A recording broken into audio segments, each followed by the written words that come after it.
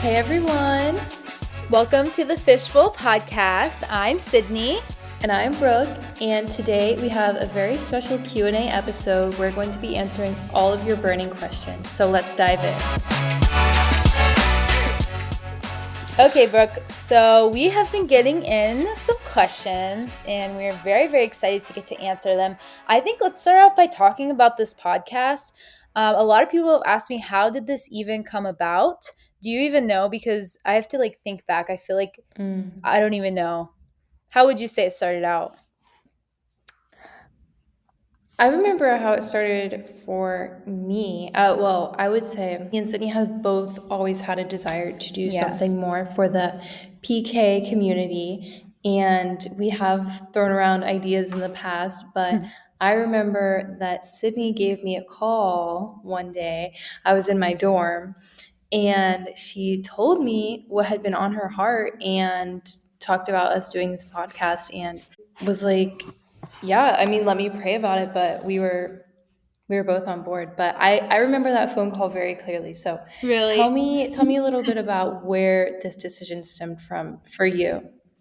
I do remember being younger and always thinking about resources for pastors' kids. Like we never had that, and just some things that we feel like we got through that we wish we could tell other pastors' kids. And we tried to start a blog. Do you remember that?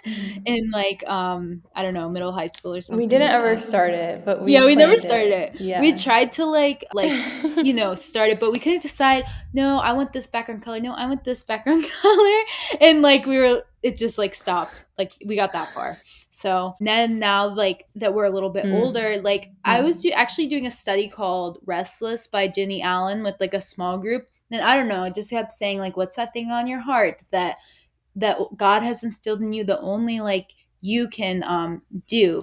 And I just that kept coming to my mind. And I think in years past it kept coming to my mind. I was like, no, God, I'm not doing this. I don't got no time for this and stuff like that. And then that just was on my mind. And I think I even texted you before, it was midnight and you were at college, and I was like, you want to start a podcast or something? Or do you remember that PK thing we were doing? And do you want to think about doing that again? Yes. And I Yes. anyways, and so yeah, then I did call you and I was like, look, I want to do this. It was fall, and you were like, okay, I want to think about it because I have a lot going on. And then I came up to see you, I think in January, and you were like, yeah, I'm in. And I was like, okay, let's get it started. So that's kind of that. Yeah, so this is something that would always come to my mind too about the little blog that we tried to start and everything, but I was always like, oh my gosh, that's so silly, or but I thought about it I don't know, abnormally frequently, and it's kind of something looking back, it's I always had a desire to do something like this. I just I didn't know what form it would be with, and until you called me and or you texted me, and I was like, yeah, let's do a podcast. I was a little hesitant about a podcast because I was like, I don't know if I have the podcaster voice. I don't know what equipment it takes. I don't know if I can talk for that long, but yeah, I am very thankful that you texted me that at midnight that one night, and now here we are. Yeah. I was also scared to do it too, but actually it's not too bad making a podcast and all this. So I think we've both been enjoying it. Another question that we've received quite a bit is, how did we come up with the name Fishbowl Podcast? And I can kind of start us off with that one. Actually, Brooke and I did not come up with this name. My mom came up with this name, and Shout out Sean. yeah, go Sean. I don't know. I was talking to her about it. This was before Brooke even told me she was in to do it. And we were bouncing around things. And then my mom said, well, what about Fishbowl? And I was like, you know what? I really like that. And I just thought about a fishbowl, right? Because I didn't want it to just be a name. We wanted it to represent something. And when you think of a fishbowl, it's something that's clear, everyone can see into. You can touch it, you can look on the outside, and that's what I felt like. We are fish as pastors' kids in a fishbowl, and everyone else is looking at our life, watching us swim around, do our little thing, and observing. They can say whatever they want. They can put their finger in and poke it. Our lives are just a clear glass that people can see through. and it sometimes can feel like you're trapped or lonely, like you're the only one. So and then I remember I told Brooke, I was like, "Do you want to do a podcast with me?" And I was like, "I have a name." And then I think once we got the name, it was like, "Okay, this is going to be real." What did you think when you first heard the name, Brooke? I loved the name. I could not think of a more perfect name just because, again, I think we had both been struggling with like the names. And when I thought about that too, I thought about how fish bowls distort things and they like magnetize certain features. Mhm. And I think Catherine actually touched Yeah, on this Catherine in our did talk episode about with that. her too. Yeah, but it was just like, that's so true. Like, there's certain aspects of your life, whether it be your social media or your friendships or your interactions with people, that people just want to magnetize. And that's not something that is like uh, It, like distorts usually a people. part of. Yes, yes, exactly. And so I love the name, and if you know our mom, she's just the most creative person, and so it was perfect. It fit perfectly. Mhm. Fun fact, actually, you guys, Brooke and I are recording on different sides of the world right now, which is kind of crazy to think. Ciao. Ciao. Yeah, if you hear a little echo, that's just from the continent The distance between continent, us. yeah. Yeah, yeah, it's like 1 a.m. here, and it's what time there? About 7. Okay, 7 okay. p.m. Sorry, 7 p.m. Thanks for staying up late for Right. us. Over here in No, what I continent are we I on? North pledge my America? allegiance to this. Okay, I have actually a question for you. What is the first food you're gonna be craving when you come back to America? Oh, okay. Like, what are you I like? have I I have a need to have few. this. Okay, tell me. I have a few. Okay, probably like three. Number Okay. one, I would love some chips and salsa. Number two, I would love venti iced coffee from Starbucks. Give me all the ice, everything, massive cup. Like, I'm done with these little espresso shots. Another thing would just be like a fat burger and Yes. like a Sonic slushie, like just something like that. Like so American and so processed. Like the Yeah, more not to be processed too better. Ooh, specific. what about like a cosmic Yeah, brownie? I don't know. I really love the gelato. I think I'll be missing the sweet treats here. Mm. We'll have to try to recreate it when you get home. See if we can make something close. Yeah, yeah, we'll cook together. Yes. Yes. Okay, Sydney. So I have to ask you because I'm not really sure who can listen to this podcast. You're not sure? No, I'm just kidding. I'm Yeah, not sure. I get asked this question all the time. So please me too. enlighten us. So this podcast was made with pastors' kids in mind, fellow PKs who have grown up in ministry, because that's what we've gone through. However, I have a lot of Christian friends who like to listen to this, or people that I know who are in ministry that listen to this because they can also relate. And I would say it's not limited to that, but you have to know like that's the perspective we're coming from and that's what we're going to be speaking on. But I do think other parts of it can be relatable. And even just walking in your faith can even have that same fishbowl feeling and that feeling of loneliness and trying to be transparent. So I would invite anyone to listen to it, but just know like our topics will be more centered around pastors' kids' topics. But yeah, what do you think, Brooke? Yes, absolutely. I'm 100% sure that you do not have to be a PK to listen to this podcast. This is for everybody. Even like we have some parents listening, and I love Oh that. yeah, I do have So we do yeah, have it's parents it's listening. open to everybody. Okay, Sydney. So something that I am asked pretty frequently is just about our church in general. So we just want to take a moment and touch on that, tell you a little bit about our family and where we're coming from. So um our parents got the call to start a church. They were both working secular jobs. Is it secular, Sydney? Is that what Yeah. it's saying? Yeah.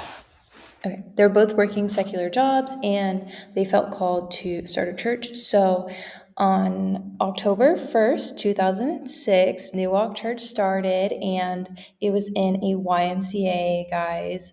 So we would set up and tear down every weekend in this YMCA for church. But it started in this small town of Zephyr Hills, which is now grown. And it just continued to grow from there. And let's see, how many years were we in the YMCA? 9. After 9 years in the YMCA, we finally had our own building and we transitioned into that. Yeah, so Brooke and I were very young when the church was started. I think I was like 6 years old, so that would have made you what, like 3 or something?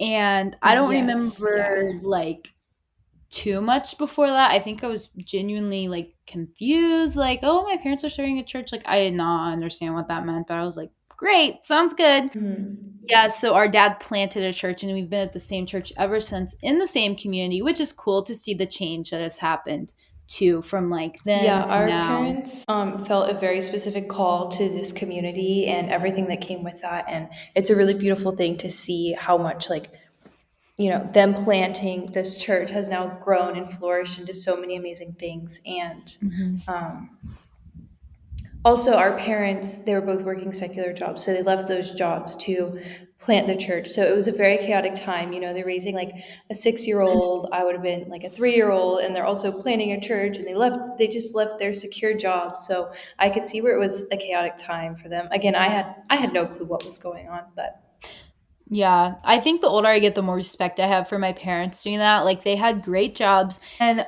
the thing is, only 20% of church plants actually succeed. 80% of them end in failure. And so they just jumped right into yeah. this. We even had different people living with us at different times. Story for another day, but they were also taking care of a Down syndrome woman who was with us ever since the church started, and they were caring for her, so they like had a lot on their plate that they were managing. And yeah, I think my respect for them grows every day. Yeah, so our church's mission statement is unleashing new purpose in every life through Jesus Christ. And I feel like that is something that's like still like so true. We want to reach people who don't believe in Christ or maybe wouldn't have been welcomed to a church before, and receive them with open arms and unleash purpose in their life. Have them find a personal relationship with Jesus Christ. And we get to see people come to know Jesus every single weekend at our church, which is incredible. We have a lot of new believers that come through our doors, and then they give their life to Christ, and then we get to see their stories form as they're unleashing that purpose, which I really love. Yes, absolutely. It's such a cool thing to see, especially when the DNA of our church is to reach the lost people, reach the sinners, like come as you are. We want to Mhm. meet you where you are. I love that. It's such a cool thing to experience. Yeah, I definitely think we are a come as you are atmosphere. One of our core values is we strip down, literally with a piece of underwear, which I don't know if you remember, Brooke, but someone told you, like, oh, I won't go to that church because they have underwear on their wall or something like that. It's not real I will underwear. never forget that conversation. Yes. Was it in like school or something? Yes, yeah, it was in school. Okay, so something that is really cool about this podcast is that me and Sydney, well, sometimes I feel like we are carbon copies of each other. Also feel like we are so different. And so we each have a unique perspective to offer, and in a way we're very similar, but in a way we're very different. We're in different life stages, we've had different experiences, and so we can each give our perspective on things and like things we've learned, and whether that be through, I mean, Sydney's married, I'm in college, like two totally different things, but we've both learned very similar things through them. And so getting to share that together is really cool and something that I love about getting to do this podcast with you. Yeah, I would say we have the same values and the same desires in life, but different paths. Brooke, Mhm. you said you live away at college, right?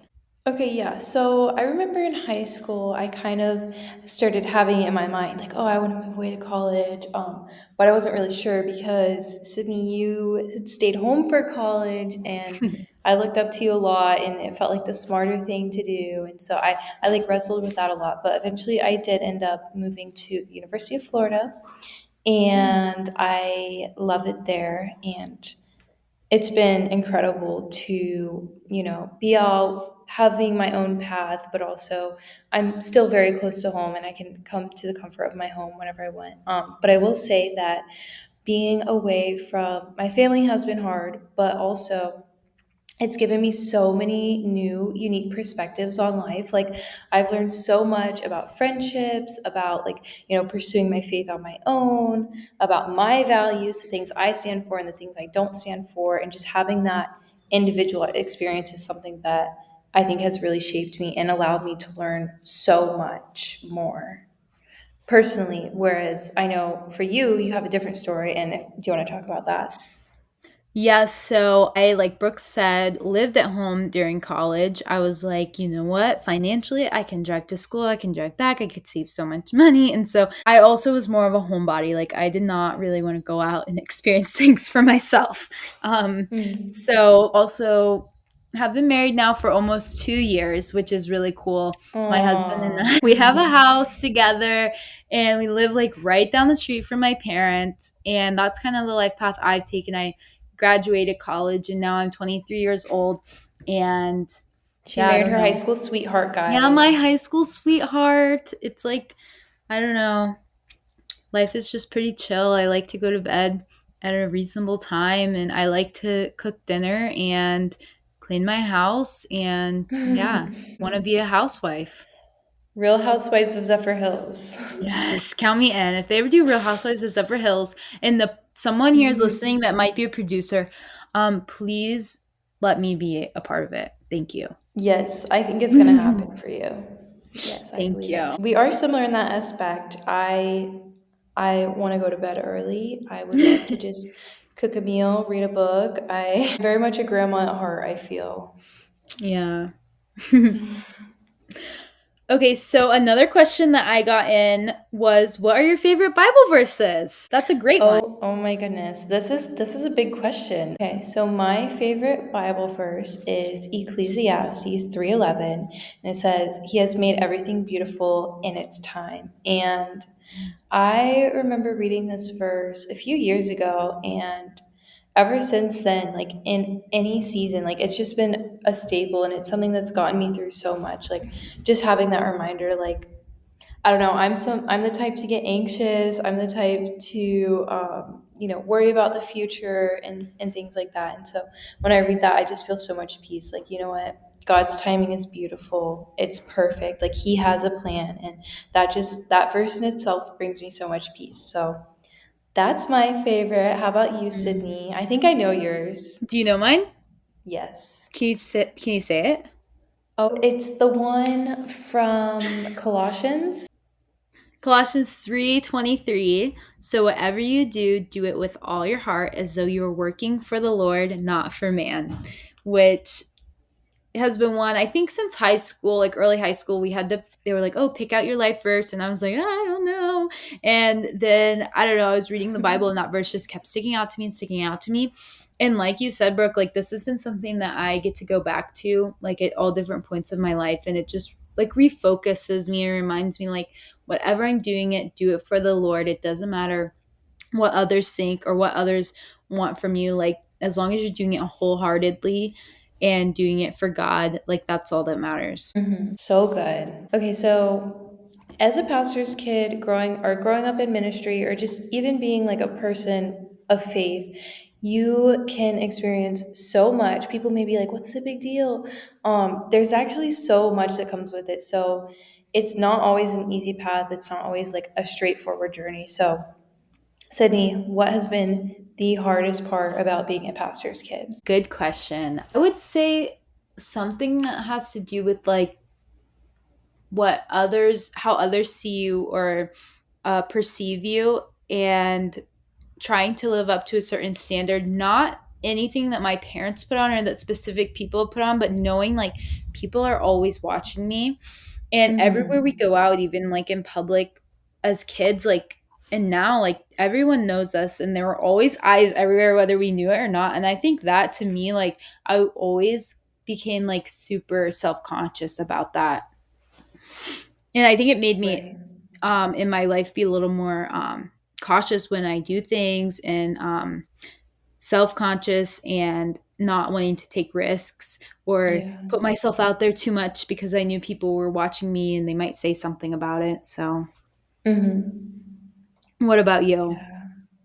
Yeah, I definitely agree with that. That part is so hard. I would say for me, it was public scrutiny, just like knowing that, our parents have such a heart for this community and such a heart for this church. And it's like you go to school and a teacher or student makes a comment about your faith or your church, or it's not a church anyways because there's a drum set and like things like that. It made me really care a lot about what people think. And so for me, like, some people could just brush that off, but like I took things very personally. And so that was hard for me hearing that from, people I wanted to be friends with or teachers or things like that. It's like I don't know, can't we just have a normal conversation? Like there's no need to come at me for something if it's not your beliefs. Going back to, you called me in Gainesville, you texted me that night at midnight, but there was something brewing here months before. And so I want to know, what was your motivation for this podcast? Like obviously we wanted to help other people, but what else came with that? Yeah, I think the motivation is the statistics and knowing that what we have done is not the norm, and to make it out of being a pastor's kid and be kind of normal, I guess. I don't know if I would consider myself normal, but like having good Mm-hmm. values and still loving the church is very rare, which I didn't realize until I got older. And so that's my motivation. And I think every episode I keep that in mind. Like, how can you point someone back to loving the church and knowing that they're not alone, because it does feel lonely. Mm-hmm. And yeah, we really have beat the odds, and I wish that the odds were more in our favor for it. What do you think, Mm-hmm. Brooke? Definitely. I mean, if I had $1 for every time somebody found out I was a pastor's kid and was like, oh, you're rebellious. Oh, like I would be rich by now. So that being said, like, yes, there's a stereotype, but that's not how all pastors' kids turn out. And there True. is a way to like make it out on the other side. And like you said, love your church, fall in love with the bride of Christ, and pursuing the Lord and having your own faith. And that is possible. And it makes me so sad that like, there could be another pastor's kid listening that has like no hope for that just because of the stereotype that's been put on them. And so knowing that you want to do this podcast, this was something that really motivated me because you know me, I'm not here for the naysayers. I like to prove Yeah. people wrong. And so that was definitely a motivation for me. It's like, no, this is possible. And I want to be there for other kids who may feel like it's not. Hmm. I think we also hope, because we did have, our parents were very supportive and really tried to make boundaries for us, which I think we could even touch on in another episode. But I think they really Hmm. protected us, but also like let us find our own paths. And I don't know, I just thought we had like the most amazing parents, and I know not everyone has that, and they go through different things, but I don't know, I think our parents did the best they could. Something, another comment that I've gotten about our podcast is that we sound really similar, and people don't know when Oh either my of us are talking. Do gosh. you think we sound similar? I mean, I do hear it sometimes, but also I don't know. I don't in a way. I mean, yes, okay guys. I physically cringe when I listen back to these episodes. Nobody likes to hear their own voice, but there are times where I'm like, "Wait, we sound very similar." But I will say you have more of the podcaster voice, I think. You're Sydney is crazy, girl. I Sydney's a bit more don't. bubbly. Are you joking? Are you joking? No, Sydney's like a bit more bubbly. Yeah, see, she's giggling all the time, whereas like I don't know, I feel like I'm a bit more monotone. And I'm trying to work on that, Okay, guys. but in real life, you are the more outgoing one. Like, you are more out there Yes. than me. Yes, but I'm talking about like voice wise. Like you have a bubbly voice, whereas like when I talk to someone, I'm more like straightforward, I would say. Like, I have more like a Don't you cheerleader think? voice. No, like a princess voice. That's really sweet. Hmm. Well, Yeah. if people say we sound similar, then you also have a princess voice. Oh, thank you.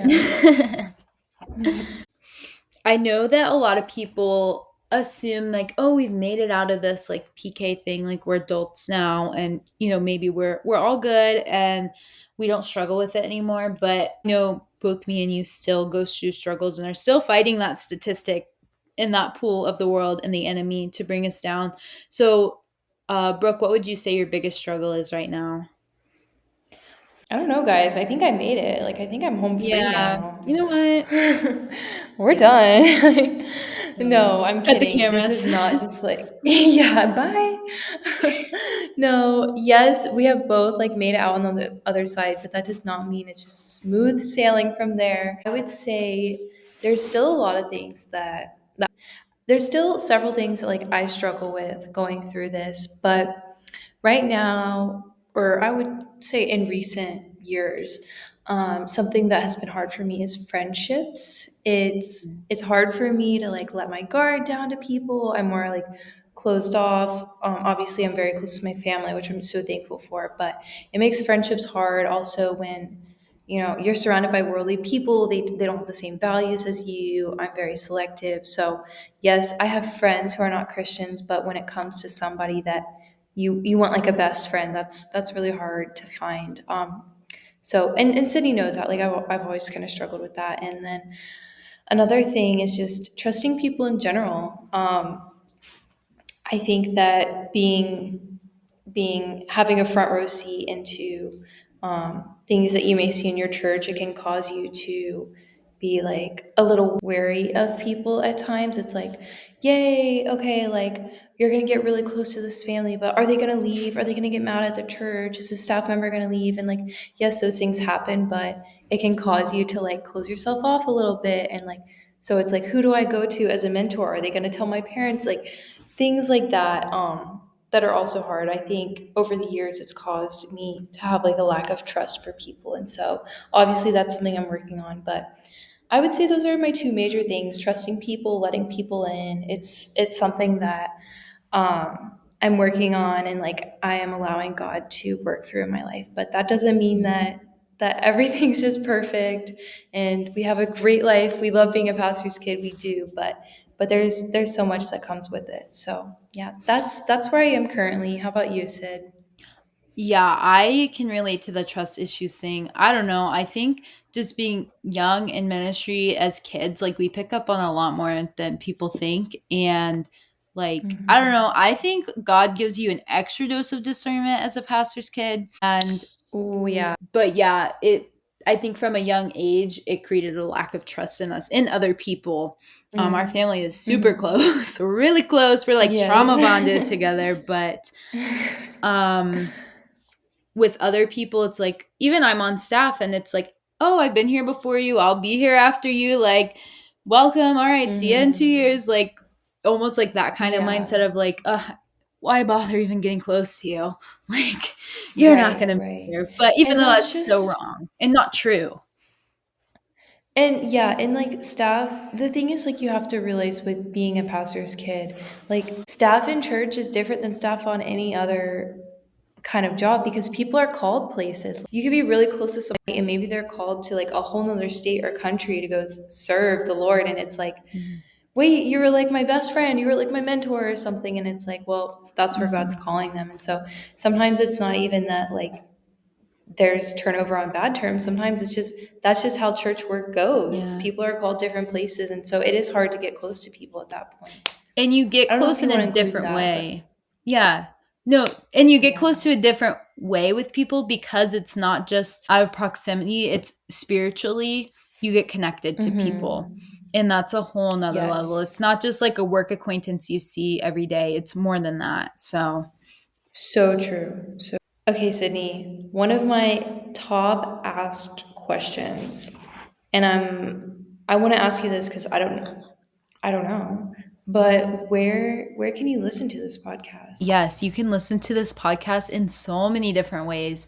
We actually have gone advanced and created a link tree link to all of the different ways you can listen. So like there's like 5 or 6 different ways. I'm not going to list them all out because I know that you probably have access to one of those ways. So click the link in the show Mhm. notes and you can see all the different ways. You can even see like our social medias. and you can see our website and where to ask us questions, because we want to do more Q&A sessions, and we don't want to be deciding the topics. We want you to be deciding the topics. So ask us those questions and let us know so we can do more segments like this. Yes. Also, we release new episodes every other week, and we do have guests on the show. So stay tuned. Of course, we love to hear other people's perspectives and experiences.